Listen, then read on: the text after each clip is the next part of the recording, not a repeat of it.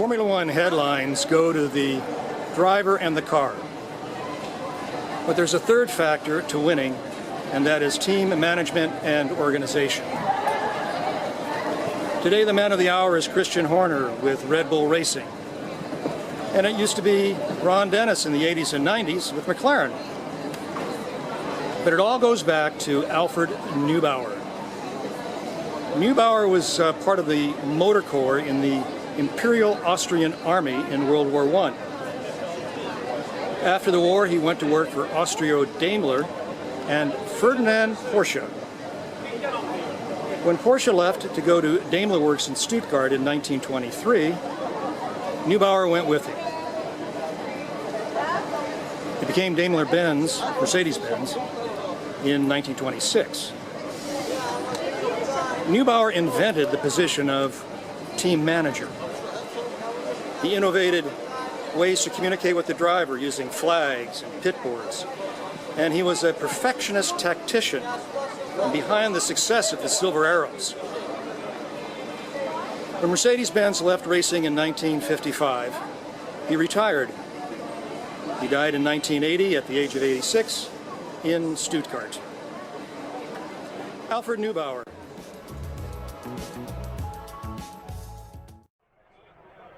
Australia has a rich motorsports heritage, notably Jack Brabham, three-time world champion, 1980 world champion Alan Jones, and Mark Webber and Daniel Ricciardo, and we can't forget New Zealander Bruce McLaren and Chris Amon. And the greats have raced here as well, international stars like Jim Clark in the Tasman series in the 1960s. It was like baseball's winter ball. European stars left their winter to be here down under for summertime. Jack Brabham has probably had more impact on motor racing than he's been generally given credit for. He first raced for England's Cooper Cars, who innovated rear-engine race cars, and he drove at the Indy 500, ushering in the rear-engine car era. He drove a car of his manufacture to a world championship, and his Brabham team was bought by one Bernie Ecclestone in the 1970s. Ecclestone would take the scruffy enterprise of Formula One and make it worth $8 billion, sold over the winter to an American outfit.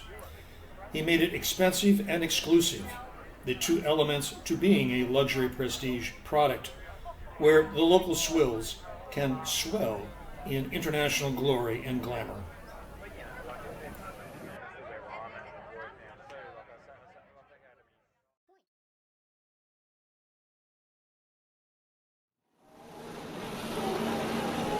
Historically, it was the province of Italy. Alfa Romeo won it 11 times. Ferraris won it 8 times. That could be the reason Enzo Ferrari said it was the most beautiful race in the world. He also said a race car is beautiful only when it wins.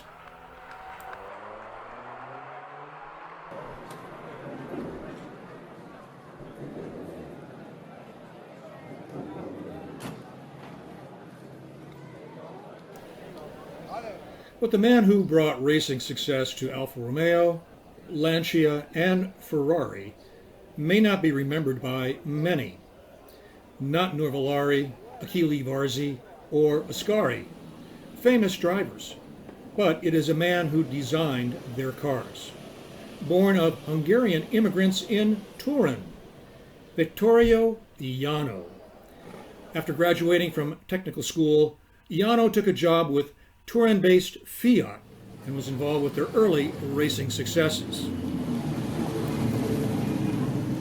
Before World War I, in Milan, Alfa was building an obscure French car under license. Because of the needs of World War I, Neapolitan Nicolai Romero bought the company to build earth-moving machinery under license of an American company. After the war, he wanted to build cars. At Alfa, at the time, was Enzo Ferrari and test driver Luigi Bassi, who said Romero needed to hire Vittorio Iano. Iano was enticed to come to Milan. He then designed Alfa Romeo's second race car, It won first time out.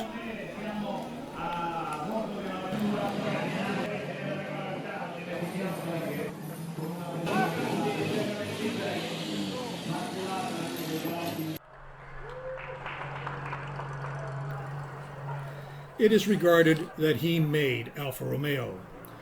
Throughout the 30s, he designed race cars, road cars, trucks, and airplanes. He was the Adrian Newey, Gordon Murray of his time. His Alfa 1750, like this one here, is one of the greatest of Italian race cars.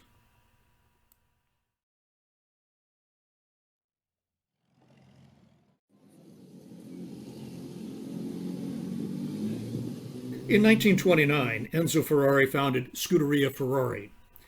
It was a joint stock company principally owned by wealthy gentlemen, racing drivers who raced Alfas. Nella 77, una 1750 Grand Sport. In 1933, it became Alfa's de facto racing team. But by 1939, Ferrari and Alfa separated, and Ferrari went on his way. Ianno was disciplined and technical. In Alfa's engine design department, he tutored Gioacchino Colombo, who would later design Ferrari's V12 engines.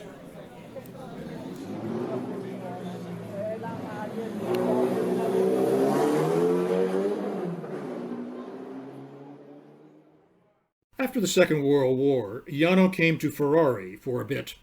The man who made Alfa Romeo in many ways helped make Ferrari.